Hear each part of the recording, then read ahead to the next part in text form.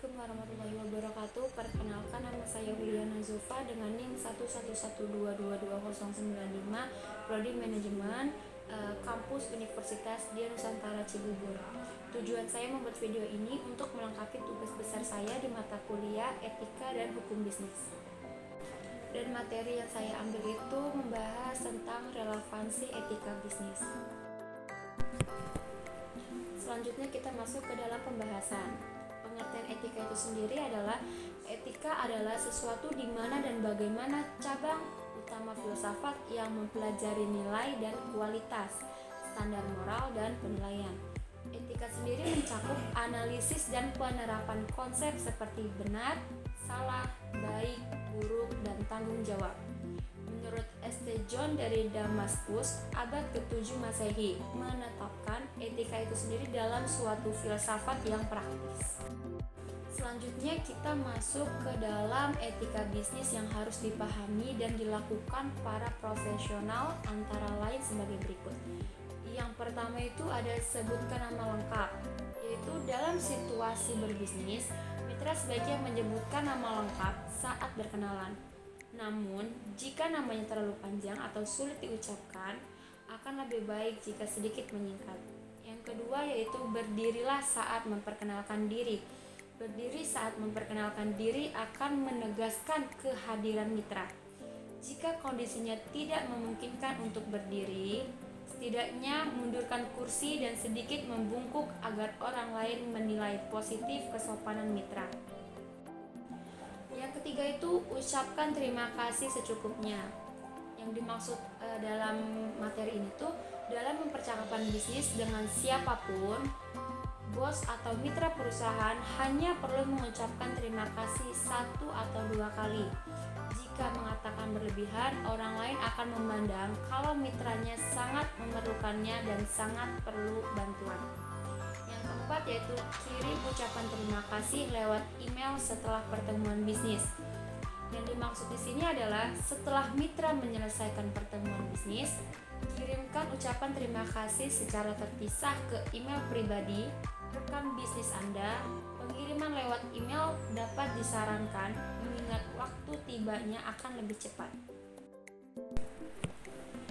Dan yang kelima itu ada jangan duduk sambil menyilang kaki. Yang dimaksud di sini adalah tak hanya wanita, pria pun senang menyilangkan kakinya saat duduk. Namun dalam kondisi kerja, posisi duduk seperti ini cenderung tidak sopan. Selain itu, posisi duduk seperti ini dapat berdampak negatif pada kesehatan. Yang keenam, yang terakhir itu ada tuan rumah yang harus membayar. Yang dimaksud di sini adalah jika mengundang rekan bisnis untuk makan di luar, maka sang mitralah yang harus membayar tagihan. Jika sang mitra seorang perempuan, sementara rekan bisnis atau klien laki-laki, ia tetap harus menolaknya dengan mengatakan bahwa perusahaan yang membayarnya bukan uang pribadi. Selanjutnya kita masuk ke dalam prinsip-prinsip etika bisnis menurut Cox Roundtable. Ada 3 di sini prinsip yang ada. Yang pertama itu tanggung jawab dalam hal yang dikerjakan. Yang kedua itu dalam aspek berbisnis harus menuju inovasi, keadilan, dan komunitas dunia. Yang ketiga itu ada saling percaya dalam perilaku. Oke, selanjutnya ini kita akan membahas masuk ke dalam pembahasan yang kedua, yaitu bisnis telah menjadi salah satu bidang yang sangat digemari oleh banyak orang di berbagai belahan dunia, termasuk Indonesia. Bisnis juga dipilih oleh jutaan orang sebagai jalan hidup atau karir yang mereka tentukan. Ada banyak sekali keuntungan yang bisa diperoleh dari bisnis. Bisnis bisa dijadikan sarana untuk mengembangkan karakter, mengembangkan diri, dan untuk menyelami hobi atau kesenangan.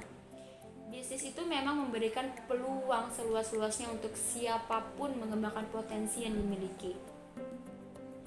Oleh sebab itu, mereka yang sukses berbisnis adalah mereka yang berani untuk mewujudkan suatu karakter dirinya dan juga potensi pada dunia dan untuk menginspirasi banyak orang. Kesuksesan dalam berbisnis ini tidak serta-merta terbagi begitu saja. Namun ada etika-etika bisnis yang sangat perlu untuk diperhatikan dan sangat harus untuk dijalankan agar suatu bisnis yang berjalan dengan lancar dan sukses. Etika-etika bisnis ini tentunya adalah pedoman atau hal-hal yang perlu dimiliki dan dijalankan oleh para pelaku bisnis. Nah, etika bisnis ini sendiri juga diperoleh dari pengalaman, pembelajaran, dan riset-riset atau penelitian yang dilakukan oleh pemerhati bisnis untuk berlangsungnya bisnis. Selanjutnya itu ada apa saja etika bisnis tersebut. Nah, di sini saya akan menjelaskan beberapa poin yang dapat mungkin membantu. Yang pertama itu ada memiliki jiwa pembisnis. Yang dimaksud di sini adalah untuk menjadi seorang pembisnis, seberapa kecil pun usaha Anda yang Anda miliki, jiwa pembisnis atau sifat-sifat yang menggambarkan Anda sebagai seorang pembisnis, yaitu antara lain adalah berani mengambil resiko, tidak pantang menyerah, terus berusaha sebelum tujuan tercapai, memiliki setting goal yang tinggi, dan bekerja sama dengan orang lain. Sifat-sifat pembisnis ini seperti ini akan menjadikan kebiasaan dan lama-lama menjadikan karakter Anda yang harus Anda miliki. Dan yang kedua itu ada memiliki jiwa kepemimpinan atau leadership. Nah, yang dimaksud di sini adalah hal ini sangat penting untuk dimiliki oleh semua pembisnis yang ingin menanamkan etika yang berhasil, yaitu memiliki jiwa kepemimpinan. Jiwa kepemimpinan ini bukanlah jiwa yang suka menyuruh, memerintah, bersikap seperti bos dan meraja. Sifat kepemimpinan ini justru adalah sifat yang ramah kepada semua orang, mendengarkan dengan baik, penuh dengan perhatian dan rekan kerja, mau turun tangan, mengajak bukan memerintah, dan memotivasi orang di sekitarnya untuk mencapai lebih bersama-sama. Dan yang ketiga itu ada mengutamakan kualitas. Kualitas produk yang baik dan unggul adalah kunci untuk keberhasilan bisnis dan etika yang sebetulnya. Nah, orang-orang akan rela untuk mengeluarkan rupiah berapapun jumlahnya untuk mendapatkan barang yang berkualitas yang diperlukannya. Nah, selain itu kualitas juga menjadi kunci konsumen yang mau berbelanja lagi atau menjadi pelanggan tetap dari produk kita. Nah, yang keempat itu ada utamakan kepuasan konsumen. Dalam utamakan kepuasan konsumen ini sangat penting di dalam dunia bisnis. Kenapa? Etika bisnis yang selanjutnya yaitu mengutamakan kepuasan konsumen. Hal ini sangat penting mengingat pembeli adalah raja, maka penjual adalah ratu yang bekerja sama untuk tercapainya win-win solution. Melayani konsumen dengan ramah, bijaksana, dan baik adalah etika yang harus dalam bisnis. Dan yang keenam ini membangun relasi dengan banyak orang. Yang dimaksud di sini adalah etika bisnis selanjutnya adalah membangun sebanyak-banyaknya jaringan atau relasi dimanapun dan kapanpun untuk tercapainya etika yang maksimal. Nah, yang terpenting adalah Anda juga harus ramah kepada orang-orang atau rekan Anda agar mudah untuk diajak bekerja sama. Dan yang keenam ini lebih baik disukai daripada disegani. Menjadi orang yang dikenal baik akan lebih mudah untuk menjalani berbagai urusan termasuk bisnis. Lain hal dengan menjadi orang yang disegani. Mungkin Anda akan membuat orang menjadi sungkan untuk dekat atau bekerja sama dengan bisnis kita. Dan di materi terakhir ini akan membahas mengenai hal-hal apa saja yang harus diperhatikan dalam menciptakan etika bisnis. Yang pertama itu ada pengendalian diri. Yang dimaksud dari pengendalian diri ini sendiri artinya pelaku-pelaku bisnis dan pihak yang terkait maupun pengendalian diri mereka masing-masing untuk tidak memperoleh apapun dari siapapun dan dalam bentuk apapun. Di samping itu, pelaku bisnis sendiri tidak mendapatkan keuntungan dengan jalan main yang curang. Pihak lain dan menggunakan keuntungan tersebut walaupun keuntungan itu merupakan hak bagi pelaku bisnis. Tetapi penggunaannya juga harus memperhatikan kondisi masyarakat sekitar. Inilah yang dimaksud dengan etika bisnis yang etis. Dan yang kedua itu ada pengembangan tanggung jawab sosial atau social responsibility. Nah, yang dimaksud di sini adalah pelaku bisnis dituntut untuk peduli dengan keadaan masyarakat, bukan hanya dalam bentuk uang dengan jalan memberikan sumbangan, melainkan lebih kompleks lagi. Artinya, sebagai contoh kesempatan yang dimiliki oleh pelaku bisnis untuk menjual pada tingkat harga yang tinggi, semakin terjadinya excess demand harus menjadi perhatian untuk kepedulian bagi pelaku bisnis dengan tidak memanfaatkan kesempatan ini untuk meraup keuntungan yang berlipat ganda. Dalam keadaan excess demand, pelaku bisnis harus mempunyai dan mengembangkan serta memfasilitasikan sikap tanggung jawab terhadap masyarakat sekitar. Yang ketiga itu ada mempertahankan jati diri dan tidak mudah untuk terombang-ambing oleh pesatnya perkembangan informasi dan teknologi.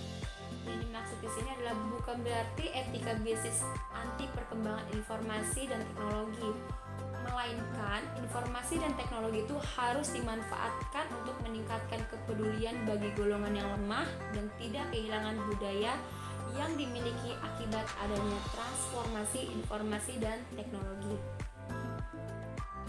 Yang keempat itu ada menciptakan persaingan yang sehat. Maksud dari menciptakan persaingan yang sehat ini adalah untuk meningkatkan efisien dan kualitas produk, tetapi persaingan tersebut tidak mematikan yang lemah, dan sebaliknya juga begitu.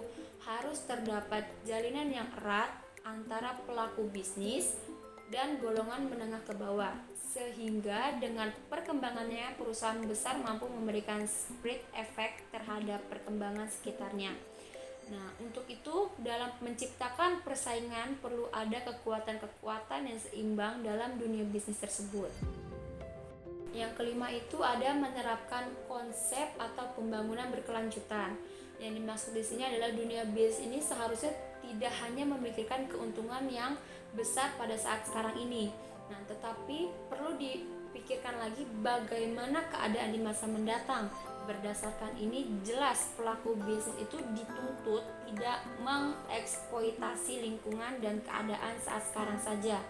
Mungkin tanpa pertimbangan lingkungan dan keadaan di masa yang akan datang, walaupun saat sekarang ini merupakan kesempatan untuk memperoleh keuntungan yang sangat besar. Selanjutnya itu ada menghindari sifat 5K. Kata beles, kong kali kong, koneksi, kolusi, dan komisi. Nah, yang dimaksud di sini adalah jika pelaku bisnis sudah mampu menghindari sikap seperti ini, kita yakin tidak akan terjadi lagi apa yang dinamakan dengan korupsi, manipulasi, dan segala macam permainan curang dalam dunia bisnis ataupun berbagai kasus yang mencemarkan nama bangsa dan negara. Nah, selanjutnya itu ada mampu menyatakan yang benar itu benar. Yang dimaksud di sini itu adalah kalau pelaku bisnis itu memang tidak wajar untuk menerima kredit sebagai contoh karena persyaratan tidak bisa dipenuhi. Jangan menggunakan kata beles dari koneksi secara melakukan kong kali kong dengan data yang salah. Nah, juga jangan memaksakan diri untuk mengadakan kolusi serta memberikan komisi kepada pihak yang terkait. Selanjutnya itu ada menumbuhkan sikap saling percaya antara golongan pengusaha kuat dan golongan pengusaha ke bawah. Nah, yang dimaksud di sini itu adalah untuk menciptakan kondisi bisnis yang kondusif.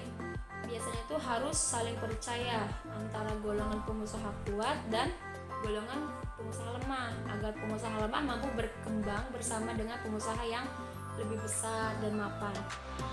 Selama ini kepercayaan itu hanya ada antara pihak golongan kuat. Saat sekarang sudah waktunya memberikan kesempatan kepada pihak menengah untuk berkembang dan berkiprah dalam dunia bisnis.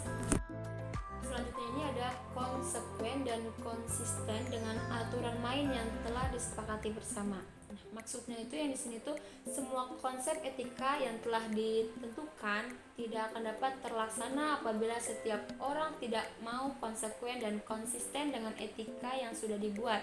Mengapa? Seandainya semua etika bisnis telah disepakati, sementara ada oknum, baik pengusaha itu sendiri maupun pihak yang lain mencoba untuk melakukan kecurangan.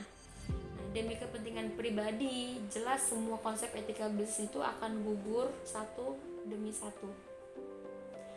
Nah, selanjutnya itu ada menumbuh kembangkan kesadaran dan rasa memiliki terhadap apa yang telah disepakati. Jika etika ini telah memiliki semua pihak, jelas semua memberikan suatu ketentraman dan kenyamanan dan dalam berbisnis. Yang terakhir itu ada perlu adanya sebagian etika bisnis yang dituangkan dalam suatu hukum positif yang berupa peraturan perundang-undangan. Maksudnya itu hal ini untuk menjamin kepastian hukum dari etika itu sendiri, seperti proteksi terhadap pengusaha lemah, kebutuhan tenaga dunia bisnis yang bermoral dan beretika saat sekarang ini.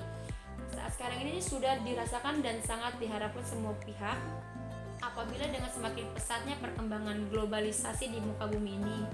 Dan dengan adanya moral dan etika dalam dunia bisnis serta kesadaran semua pihak untuk melaksanakannya, kita yakin jurang itu akan dapat diatasi serta optimis salah satu kendala dalam menghadapi tahun yang akan datang dapat diatasi. Sekian pemaparan materi yang bisa saya sampaikan, kurang lebihnya mohon maaf. Wassalamualaikum warahmatullahi wabarakatuh.